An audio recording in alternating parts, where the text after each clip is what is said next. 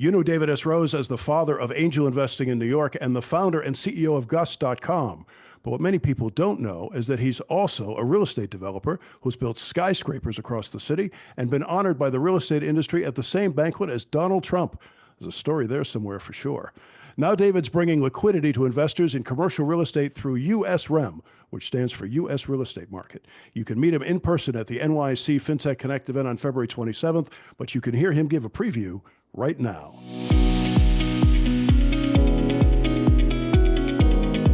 I'm David Hemingway, and this is an Angel Nest First Look, where we explore the people and the technologies that are transforming business and our world. It's a pleasure to welcome back David S. Rose, who has founded or funded over 100 companies and mentored thousands of startups, maybe millions, through his best-selling books. David is now bringing liquidity to the commercial real estate industry with the U.S. real estate market. He's appearing at a Withum-sponsored NYC Fintech Connect event here in New York on February 27th, and you can reserve your seat by using the link on our website at theangelnest.com. David S. Rose, thanks for visiting us again. It's a pleasure to see you.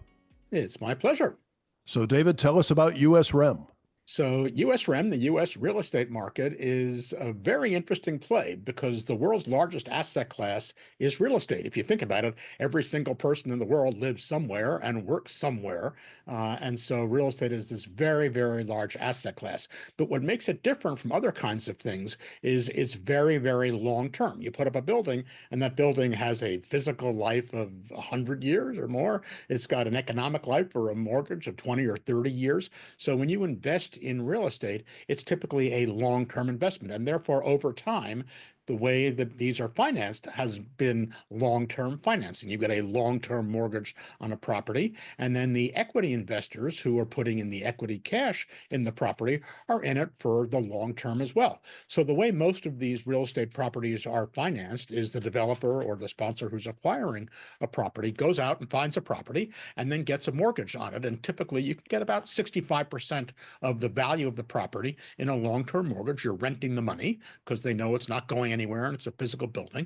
And so that building is there. But then you got to come up, if you're the sponsor or the developer, with the other 35%, and that's equity from somebody, cash out of your pocket. Or what typically happens is the sponsor puts in some of their own cash, typically 10% of that, and then goes out and finds the rest of the money from other investors who want to invest in real estate. They're called limited partners typically, and they will be putting in, 20, 30, 35% of the value of the property in equity as their investment. And then when the property is ultimately sold, the mortgage gets paid off and the balance of the cash from the sale is split among the limited partners and the general partner.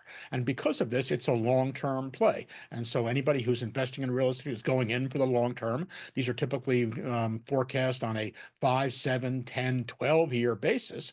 And your money goes in, you get paid every quarter or annually from the cash flow of the property. So you get a cash on cash return. But the big money comes when the property is eventually sold in 5, 7, 10, 12 years, and you get back your original investment plus the appreciated value of the property. And so a lot of money has been made in real estate because this could be a very long-term, solid investment, both cash flowing and appreciating over time. There's only one challenge, because while everybody goes in knowing that it's a long-term investment and you're investing for that decade-long thing, in the real world, sometimes life happens. And life happens means you're getting divorced, or you're dying, or you have a sudden capital call from somewhere else, and you say, whoops, I really need cash, and where do I get it? You look around and you have this big chunk that's sitting in this real estate investment.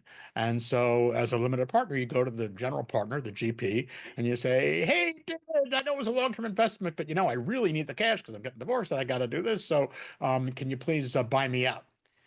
At which point the general partner says, I empathize, but no, that's not the way it works. This was a long-term investment, and no, I can't buy you out.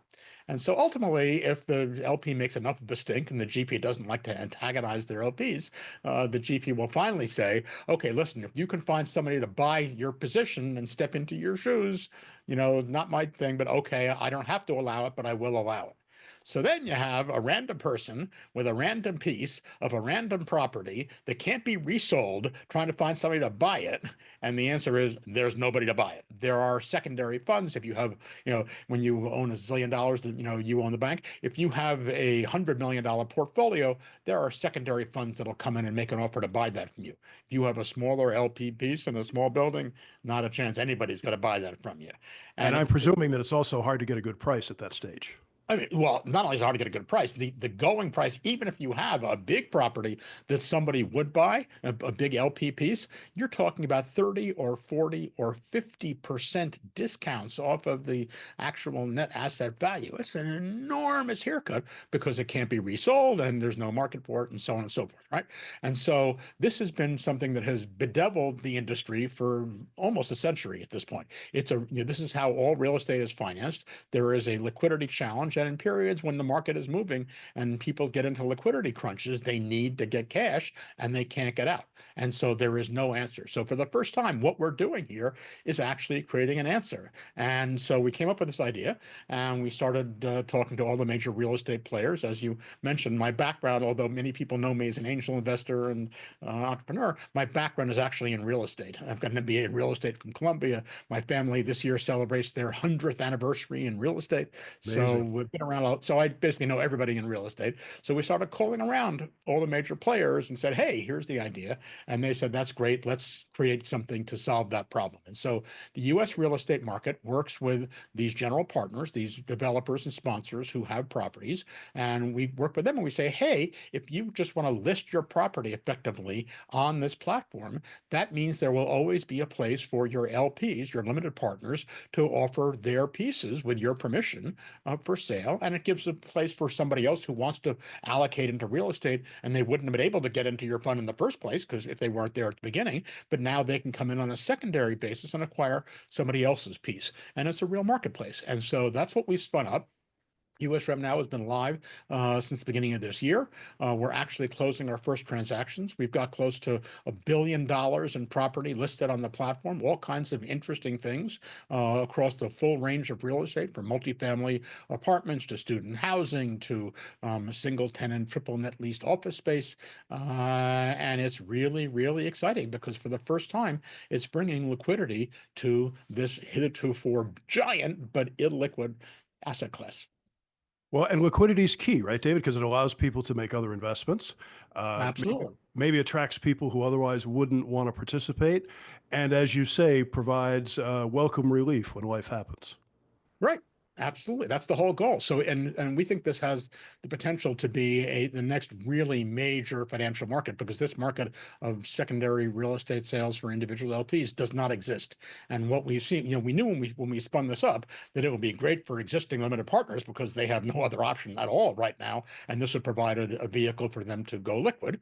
And so that was a no-brainer for them. We figured it would be really interesting to people who are looking to invest in real estate, but either didn't have access to these funds or properties when they started, or who would like to potentially bargain for less than the NAV because they're buying from a secondary player. And so we figured that would be a no-brainer too, and it is.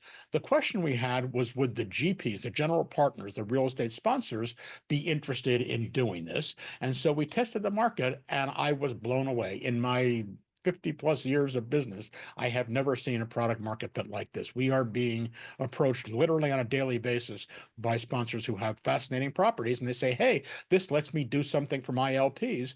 And it turns out that there are multiple studies that show that the difference between having a property that can be resold and one that can't in real estate, that's called the liquidity premium. And the liquidity premium is between 12 and 22%, with an average of 16%, which means that simply by making their property potentially resaleable by their LPs, they've increased the value significantly of the property for them and for their LPs. So they love it too. So far, it's a win-win-win. Win for the buyers, win for the sellers, win for the GPs. And we are delighted to be launching this now and growing.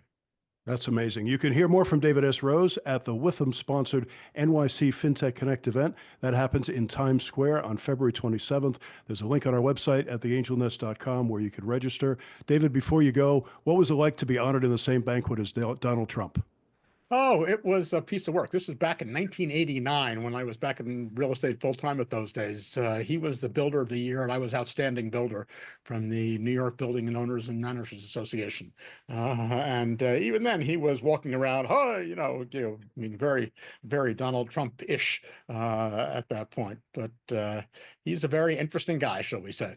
Maybe you could help with some of the real estate concerns of the U.S. government. I don't know if you have Well, any. right now, we've heard that they're canceling some of the federal leases, which is very interesting. And the real estate industry is looking to see what's going to happen with the federal government. But that hand hasn't been played out yet. But we'll see. All right, David, we'll see you on February 27th. Thanks so much. My pleasure.